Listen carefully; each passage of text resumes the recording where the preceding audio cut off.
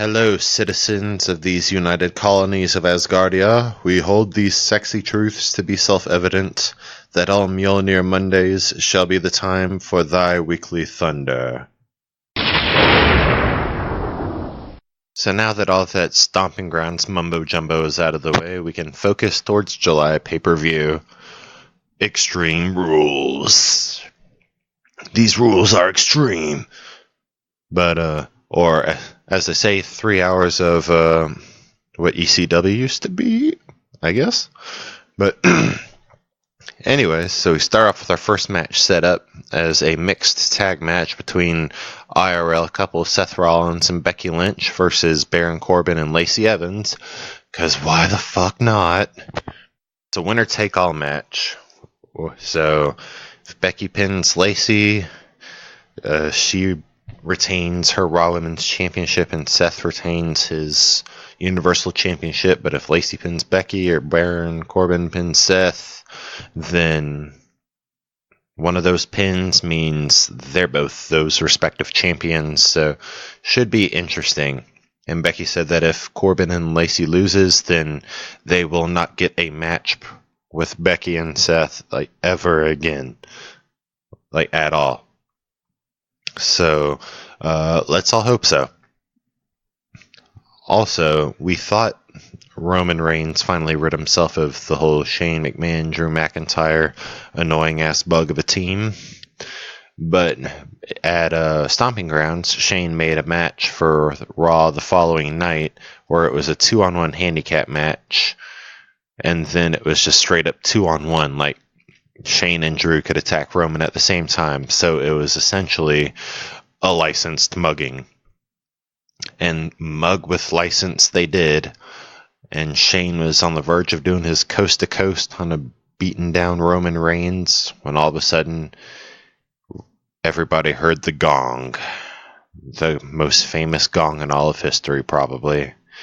The theme of the Deadman himself. That's right. The Undertaker, who Reigns retired over 2 years ago, I have said this time and time again, came to Roman's rescue and put the fear of whatever the Undertaker prays to, whoever Shane prays to, probably his father. And yeah, they truly looked scared for the first time ever. And Roman was just a mix of shocked and relieved. So it's official at Extreme Rules. Roman Reigns and The Undertaker, never thought I'd say that, will be having a tag team match against Shane McMahon and Drew McIntyre. On the women's side, even though we kind of already tackled the women's side with Phil, Becky, Lacey, winner take all that. But on the 100% women's side, Alexa Bliss and Nikki Cross reeling from their whole loss, failure, whatever, against Bayley at Stomping Grounds. Sort of picked a little fight with Naomi and Natalya. And so Alexa defeated Naomi in the singles match, and then Alexa and Nikki tagged against Naomi and Natalya literally right after that, and still won. And then, so that was really awesome to see. Didn't really have any implications, sort of, but I had a lot of fun. I was happy. And then the following night on SmackDown, Nikki defeated Bayley and got Alexa another opportunity for the SmackDown Women's Championship at Extreme Rules. And then, Samoa Joe attacked Kofi Kingston, so that already put Joe in the little championship conversation. So he's facing Kofi at Extreme Rules for the WWE Championship. Dolph Ziggler tried to get in there one more time. He had a match, and if Dolph had won it, he would be in that match too for Extreme Rules, and it would be a triple threat. But he did not win it, so bye-bye, Dolph. And something really curious happened for the first time in a couple months. There was no Firefly Funhouse scene, which was really disappointing because that's like the best part of WWE TV, like for real. But But, the internet's being occasionally good for something pointed out later that the puppets apparently escaped the funhouse, and you can see them make little cameos in other superstars, little clips of them talking in the backstage area or walking down a hall or something, because you can see Abby the Witch poke her head out when you see the Miz walking down the hallway getting ready for Miz TV. You saw Mercy the Buzzard when Kofi Kingston is filling his WWE title with pancakes. You saw Rambling Rabbit,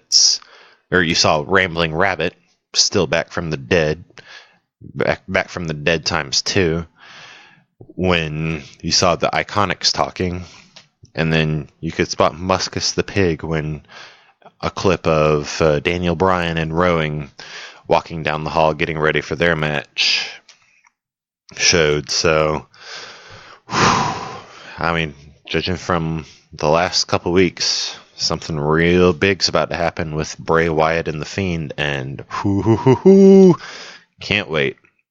Maybe I should be scared, but I can't wait. So, 24/7 championship news.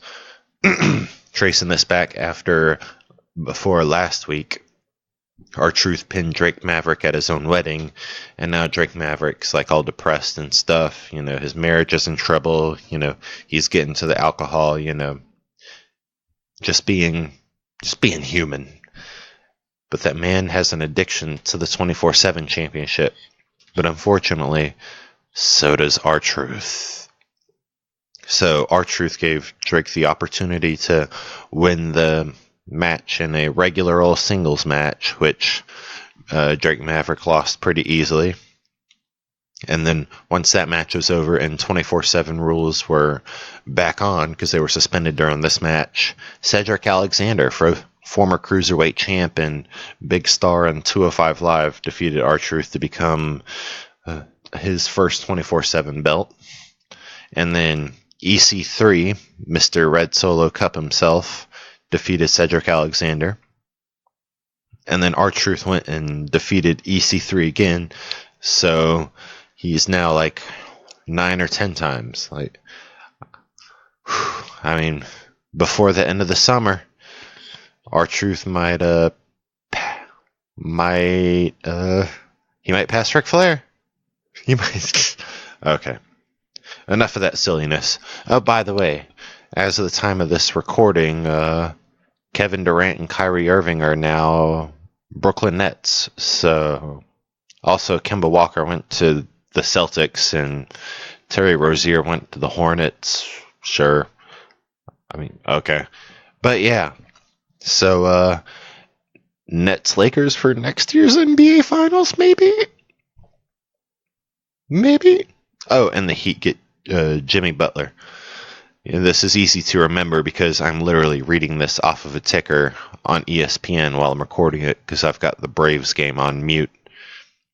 Because, of course, recording Weekly Thunder and watching a Braves game, I mean, that's just classic Adam Weston right there. Or Sexy Thor. They're pretty much the same person now. And once I get done with this, I'm watching the new episode of Fear the Walking Dead, so I am definitely on brand tonight. Speaking of on brand, this weekend was that extra re-release of Avengers Endgame, and I went and saw the very first showing of it that Friday morning, speaking of being on brand. And yeah, it was pretty nifty. Got a nice intro from Anthony Russo.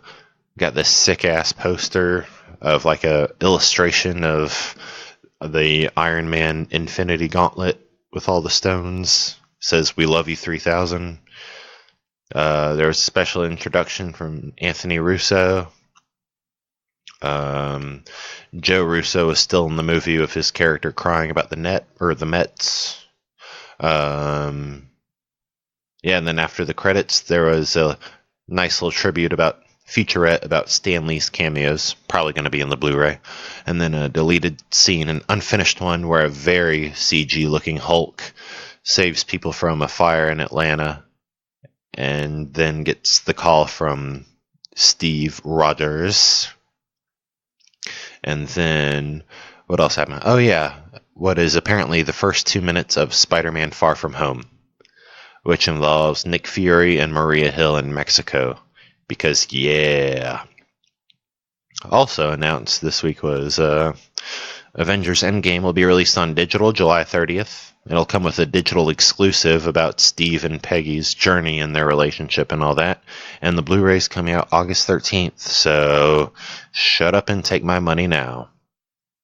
And that's your weekly thunder for July 1st.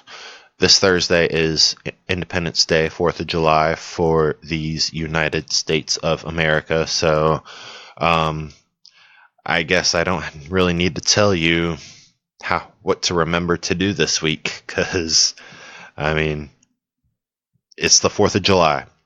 So have a happy, safe, and super fun 4th of July, and I'll see you next Mjolnir Monday. Oh yeah, and also with Pod Family stuff, I swear guys, Thunder Talk has that new episode coming in conjunction with our actual real-life website. We're going to get this done, and then maybe remaster the Christmas episode, I think. You're getting that exclusively from me, because Lightning Lad told me about it just a couple hours ago. And then coming soon, #countdown to annual.